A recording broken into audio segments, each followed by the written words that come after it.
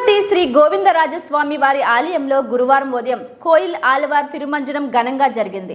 ఆలయంలో మే 16 నుండి 24వ తేదీ వరకు బ్రహ్మోత్సవాలు జరగనున్న విషయం తెలిసిందే. బ్రహ్మోత్సవాల ముందు కోయిల్ ఆలవార్ తిరుమంజనం నిర్వహించడం ఆనవాయితీగా వస్తుంది. ఈ సందర్భంగా ఉదయం 6:30 నుండి 9:30 వరకు కోయిల్ ఆలవార్ తిరుమంజనం చేపట్టారు.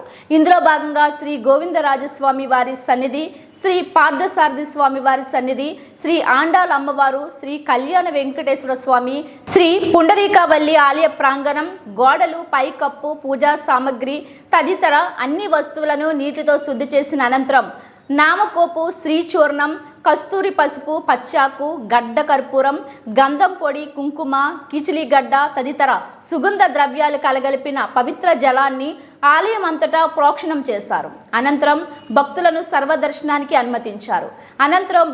ఉదయం 10 గంటల నుండి సర్వదర్శనానికి అనుమతించారు.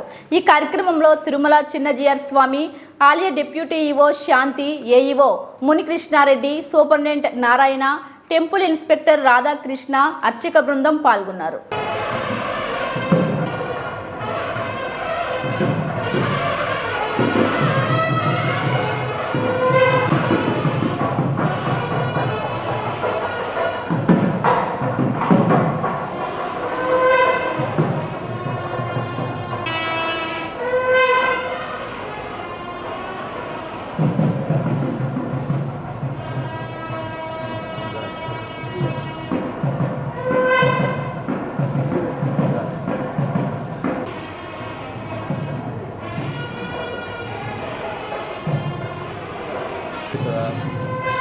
Kali mana foto dulu ah.